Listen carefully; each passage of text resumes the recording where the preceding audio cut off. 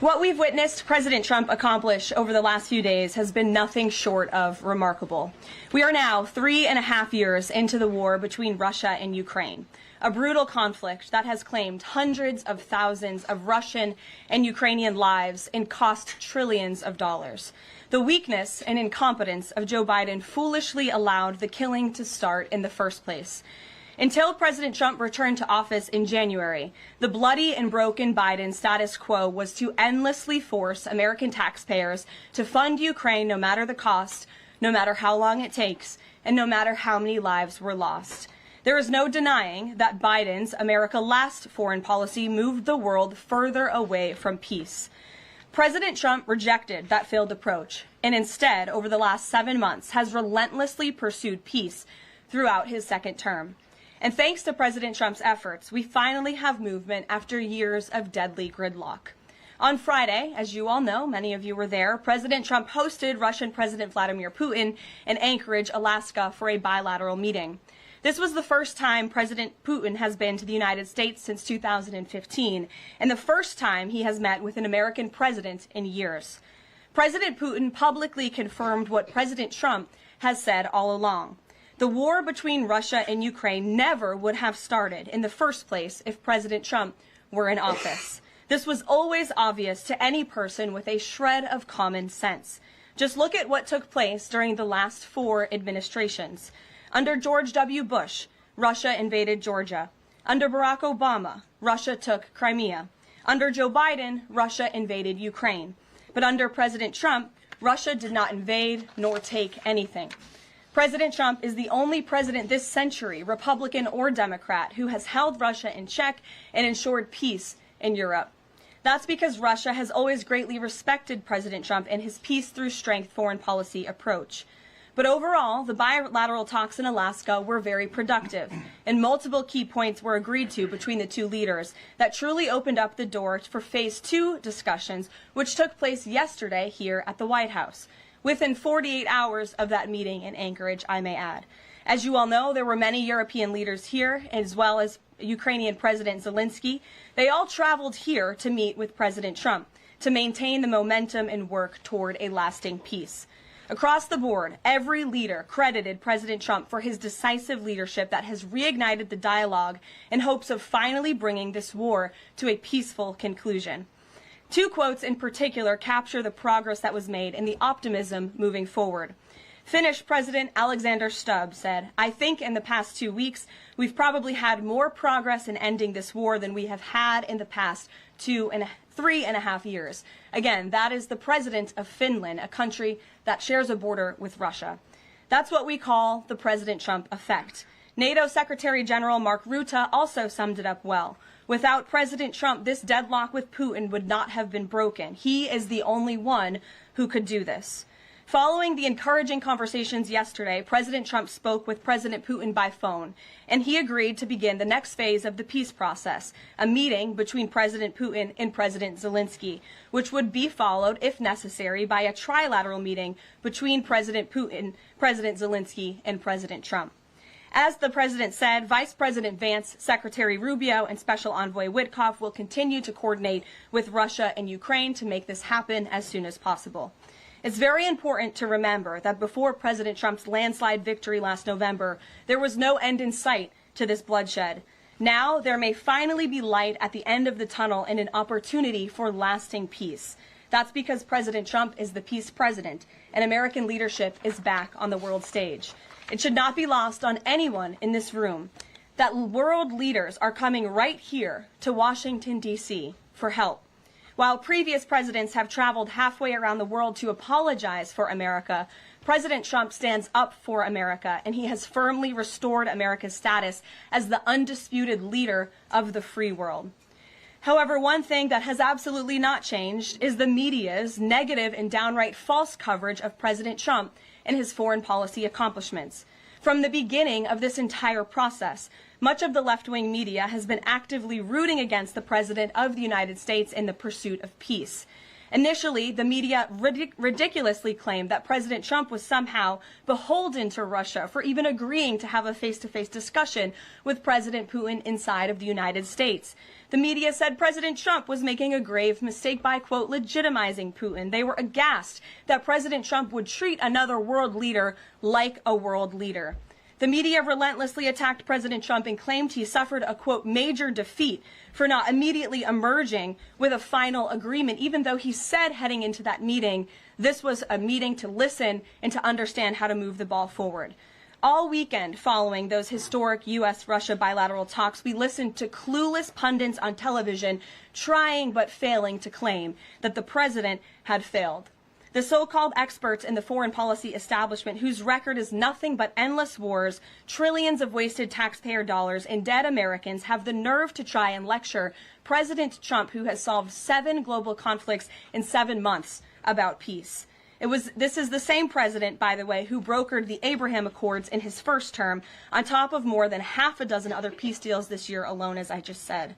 We also saw yesterday the president of Ukraine and all of the other major leaders of Europe fly across the Atlantic Ocean to meet President Trump at the White House because of the progress that was made, and that, if you ask the media, failed meeting, but it was not. It was highly productive and it was successful. This is why Americans' trust in the mass media is at a lowest point in more than 5 decades. Diplomacy is a delicate process, and instead of reporting the facts about what is happening here at this White House and what is happening between this president and other leaders around the world, many outlets in this room continue to try to actively undermine the president and sabotage the efforts towards peace. That is why I felt the need to set the record straight. In other news, on the home front, President Trump's efforts to make D.C. safe again are working. There have been a total of 465 arrests since the start of this operation on Thursday, August 7th. Last night, there were a total of 52 arrests, including the arrest of an illegal alien MS-13 gang member with convictions for DWI and drug possession. Thanks to President Trump's leadership and the outstanding work of both federal and local law enforcement, dangerous gang members like the one picked up last night will not be allowed on the streets of our nation's capital. Other arrests last night included assault with a deadly weapon for stabbing, parole violation for robbery, murder, outstanding warrant for attempted murder, assault on federal law enforcement officer, and felony assault. 4 more homeless encampments were also removed during yesterday's reporting period. To date, a total of 48 homeless encampments have been cleared in Washington, D.C. by multi-agency teams. MPD patrol units are actively working with city officials to locate and clear additional encampments and remove homeless residents off of Washington's streets. And despite fake narratives from the media, again, a significant number of the arrests have been in high-crime areas of D.C. In fact, nearly half of all of the non-illegal alien-related arrests have occurred in wards 7 and 8, the 2 wards that have the highest number of violent crime, as well as homicides and assaults with dangerous weapons last year. So while Democrats continue to coddle violent criminals, President Trump and this administration are focused on putting them behind bars and unapologetically standing up for the safety of law-abiding American citizens, and the White House will continue to provide all of you with the results of this operation in the days ahead. So with that, I will take your questions today. Here in our new media seat today, we have Jack Posobiec, who joined us in Anchorage, Alaska last week. Jack, thanks for being here. Why don't you kick us off? Karoline, thanks so much. So a couple of questions regarding the status of these peace talks. Obviously, we saw the President and President Putin there in Anchorage. We saw the world leaders here yesterday with this summit. We've heard phrases like coalition of the willing. We've also heard Article 5-like guarantees.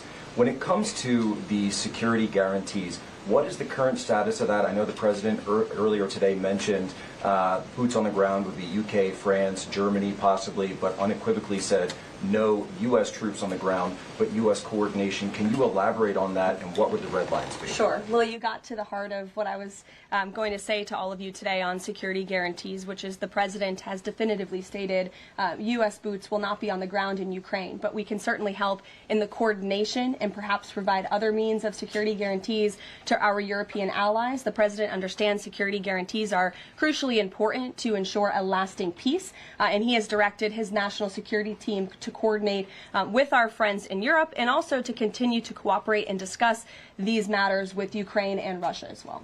Karoline, now, have the Russians responded at all? I know we spoke with President Putin last night. What has been their response? Because we've heard some reports from the Kremlin and others saying they're unequivocally against NATO troops on the ground. Well, look, the president continues to have these conversations with both leaders. Those conversations took place in Anchorage, Alaska, again yesterday with the Europeans and President Zelensky, and he has directed his team to come up with a framework for these security guarantees that can be acceptable to help ensure a lasting peace and end this war. And then just last question real quick on this.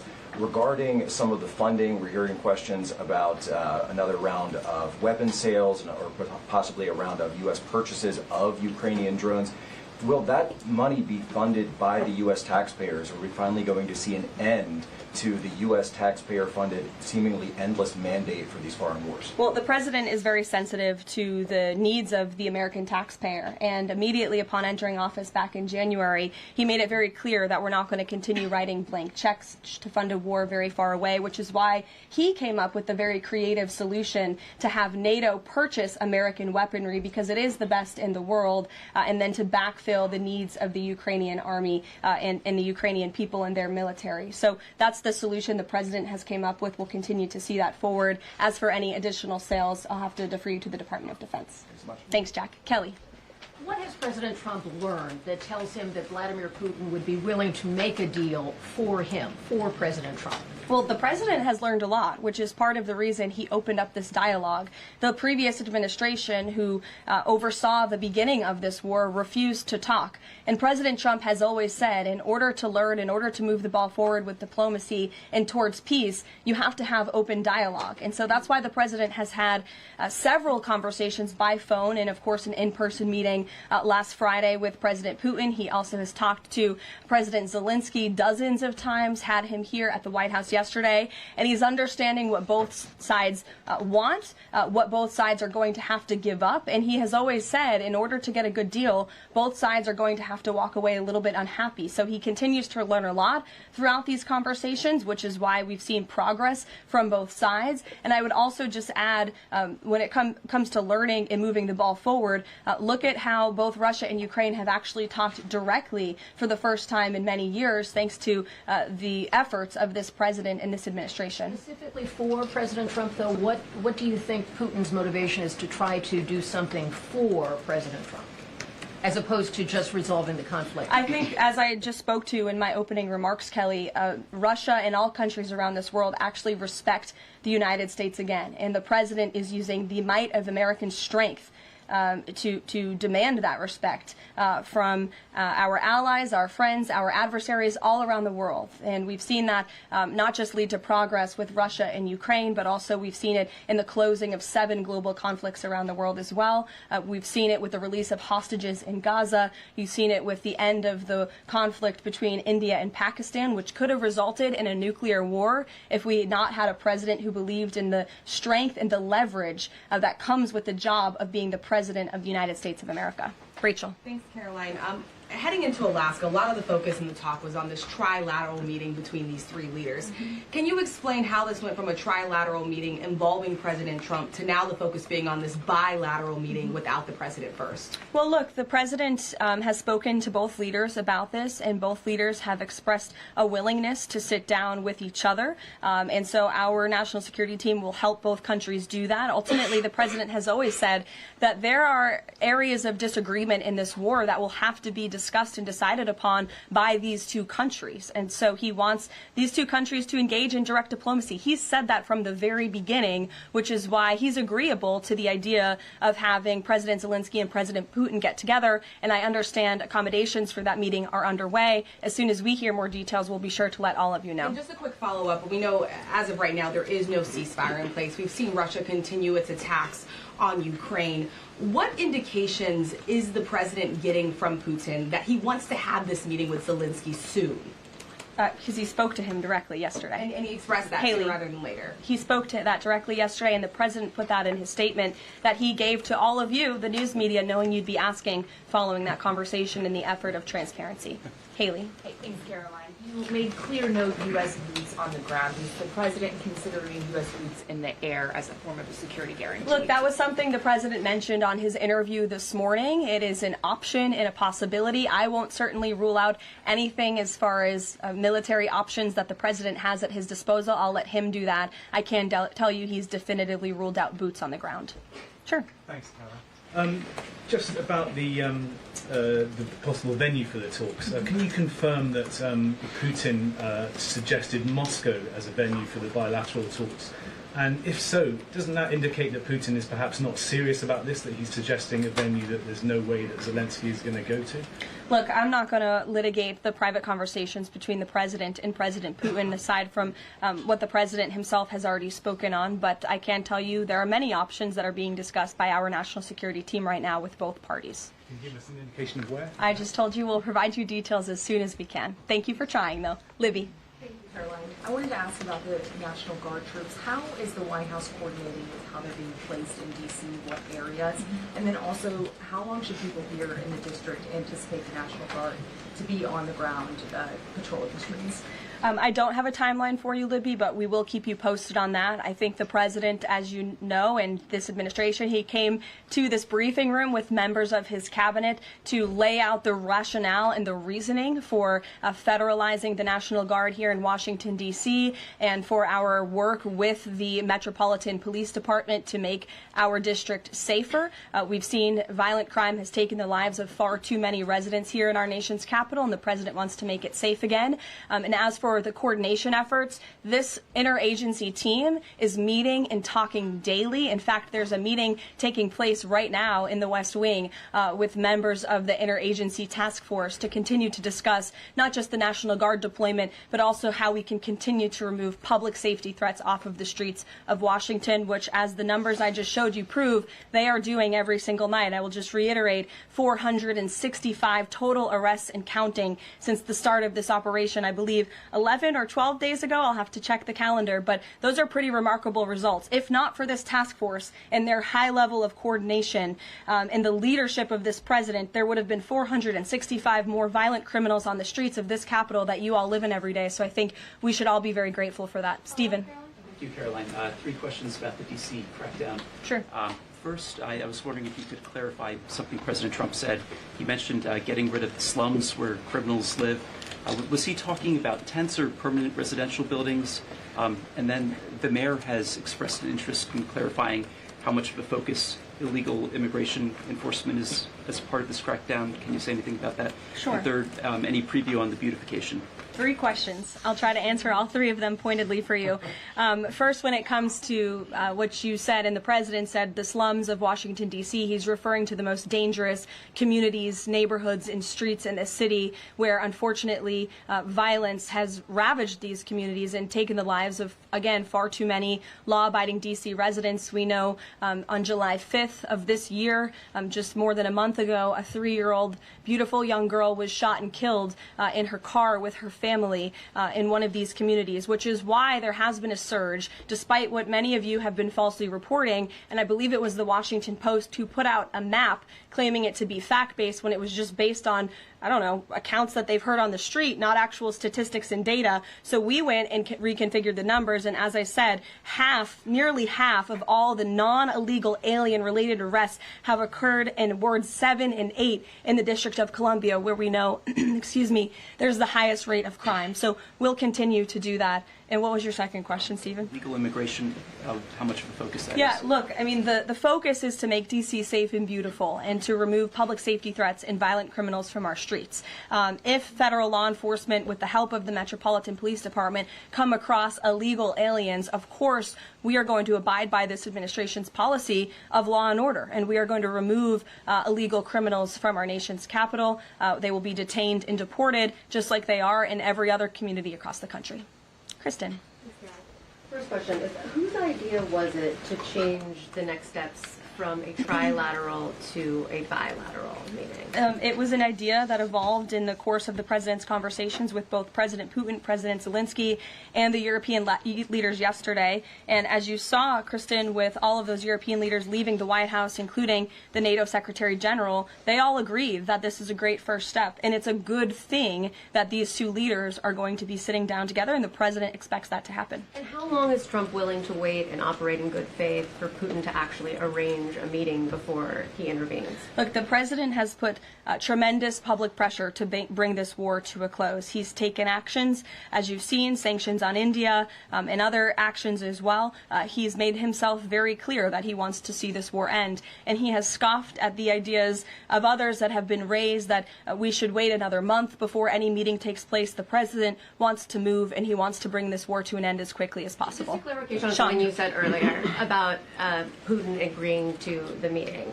The Kremlin seemed to indicate that Putin did not firmly agree to a bilateral. Did he agree to have a sit-down with just Zelensky on the phone? I can assure you that the United States government and the Trump administration is working with both Russia and Ukraine to make that bilateral happen as we speak. Sean. Hey, if the point is to get everybody on the same page, why wouldn't Trump just take the call from Putin while the other leaders were in the room? He said it would be disrespectful to do that. But why is it disrespectful? With all due respect, only a reporter from the New York Times would ask a question like that, Sean. The president met with all of these European leaders at the White House 48 hours after sitting down with President Putin on American soil. In fact, there was so much progress in the readout that was given to these European leaders immediately following his meeting with President Putin that every single one of them got on a plane 48 hours later and flew to the United States of America. And if I could just read for all of you some of the statements from those European leaders yesterday, you had President Zelensky himself saying it was a very good conversation. It was really good. We spoke about very sensitive points.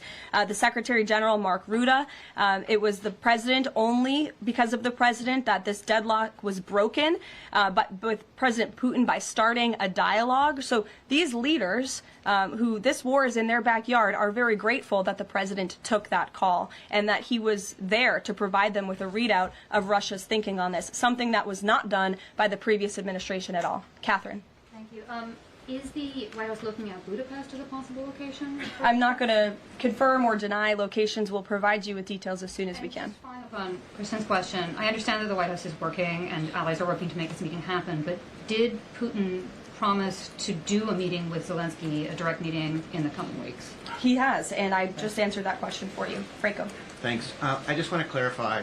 So you are saying that President Trump is considering U.S. pilots and U.S. aircraft potentially supporting European or Ukrainian forces? The president spoke to that himself this morning when he called into Fox and Friends, and I would defer you to his answer. You can read it directly yourself. In addition, can I ask, no boots on the ground, Steve Witkoff's talking about Article 5-like security guarantees. Can you talk about what other Article 5-like security guarantees that are being considered if it's not boots on the ground? These are very sensitive diplomatic discussions that are currently taking place literally as we speak. So I will leave it to the national security team, and I'll leave it to the president to have those private discussions with these leaders as we try to bring this war to an end. And can I ask one Mary more? Margaret, go ahead. Thanks, Caroline.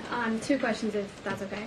So on these meetings, I know you said that the trilateral will take place if necessary. Do you think that we might not need the trilateral and that Zelensky and Putin might come to this conclusion on their own?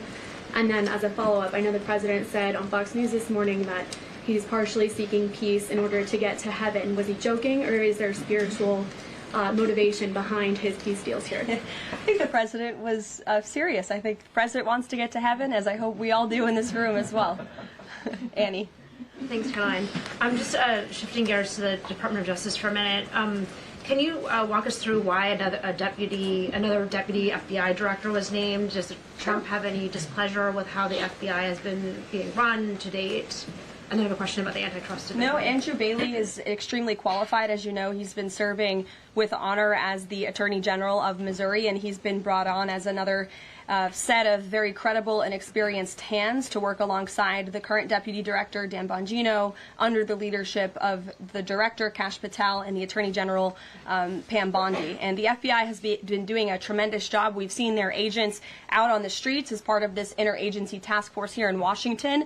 But the crime that they've been stopping here in Washington, they've been doing this for 7 months all across the country. In fact, there's been 19,000 arrests by the FBI nationwide. That's more than double last year in the same time period.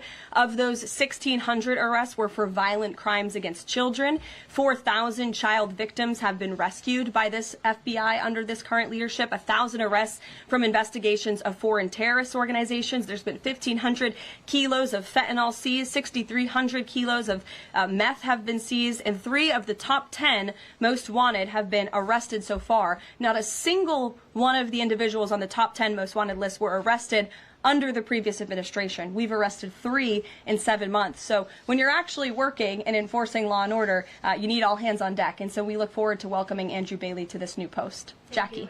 I have a quick question about Roger Alfred, who's a former DOJ official. He gave a speech in Aspen yesterday where he said that senior DOJ aides are cutting deals with favored lobbyists. I'm wondering if the president has any concerns at all with the way the antitrust division is working.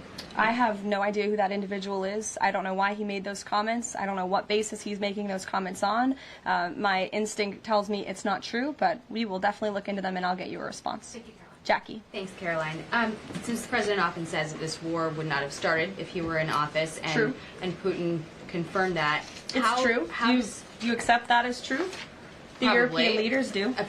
Well, and President Putin himself said that, by the way. He did say that. The question I have, though, is what is the president going to do to ensure that these security guarantees last beyond him into the time when he is no longer president? And does that have to involve Congress at all? Well, he understands the need for that, which he spoke to yesterday. And what's he going to do? It's why he's engaging in so many talks and so many conversations with both sides of this war with our European allies. It's why on the way home from Anchorage, Alaska, very late at night, when I know many of you on the press plane were sleeping and many staff were sleeping, the president himself was still awake at 2 o'clock in the morning talking to European leaders and NATO about how we can ensure a lasting peace and bring this conflict to an end. He has expended an incredible amount of time, energy, and effort into bringing this war to an end, and he remains determined to do that. Also, can Go I ask ahead. you about the Go ahead. Thank you, Caroline. DC crime? Sure, Jake, and then to your right. Right. Thank you, Caroline. Which of the half-dozen peace deals that the president's pulled off would you say he's the most proud of? And then I have another question. That's a good question, Jake. I'll leave that to the president to answer. I think he's proud of all of the peace deals that he's been able to achieve. You saw the president of Armenia and the head of Azerbaijan both at the White House just a couple of weeks ago. The president, I know, very much enjoyed spending time with them and helping to bring that conflict to an end. He very much enjoyed his time with leaders of Rwanda and the Democratic Republic of the Congo in the Oval Office, talking to them about bringing that decades-long war to an end. India and Pakistan. He used trade in a very powerful way as leverage to bring that conflict to an end. So I know he's very proud of all of these achievements, and I know he's very honored to serve as the President of the United States and to restore peace around this world. Go ahead. So you mentioned Armenia and Azerbaijan. That's a conflict that, I spent time in the Southern Caucasus covering that. And, a conflict of over 30 years, and he resolved it in just a couple of months. Mm-hmm. Are there other conflicts that the president's working on right now that are off the radar screen that we should be tracking?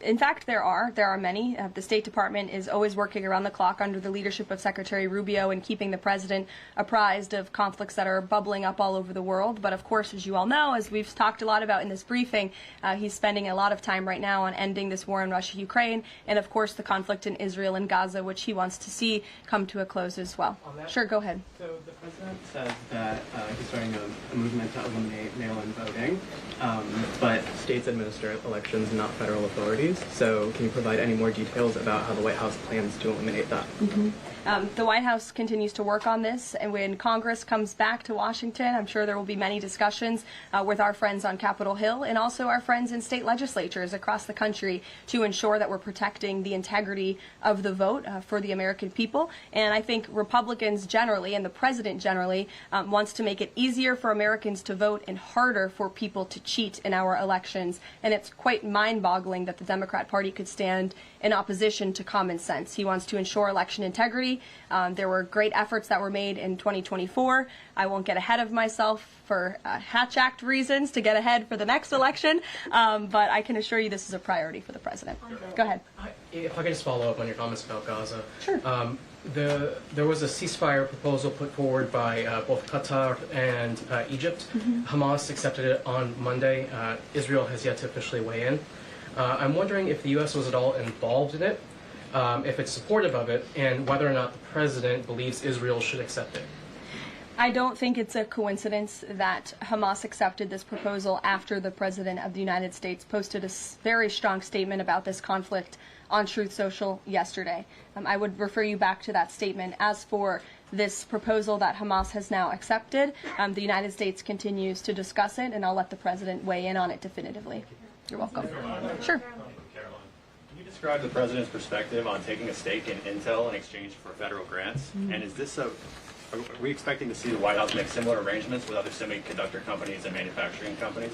Well, the president, he's been very clear about the need to reshore manufacturing that's critical to our national and economic security. That is especially in regards to chips and semiconductors, which is why the president has initiated the Commerce Department to conduct a study on semiconductors, a Section 232 investigation, so we can ultimately implement tariffs. And it's why our export license requirements remain in place as well. As for this 10% government stake deal, the Department of Commerce continues to work on it. I know Secretary Lutnick is working on it and ironing out the details, but the president wants to put America's needs first, both from a national security and economic perspective. And it's a creative idea that has never been done before to ensure that we're both reshoring these critical supply chains while also gaining something of it for the American taxpayer. You're welcome. Emily. Thanks, Caroline. I wanted to ask about the 3 U.S. warships that are being sent to Venezuela, and there's 4,000 Marines on board. Are you looking at possibility of boots on the ground there? What I will say with respect to Venezuela, President Trump has been very clear and consistent. He's prepared to use every element of American power to stop drugs from flooding into our country and to bring those responsible to justice. The Maduro regime is not the legitimate government of Venezuela. It is a narco-terror cartel. In Maduro, it is the view of this administration, is not a legitimate president. He is a fugitive head of this cartel who has been indicted in the United States for trafficking drugs into the country. And with that, I will leave you all, and we will see you later, if not tomorrow. And I look forward to taking more of your questions. Thank you. Thanks, Caroline. Thank you.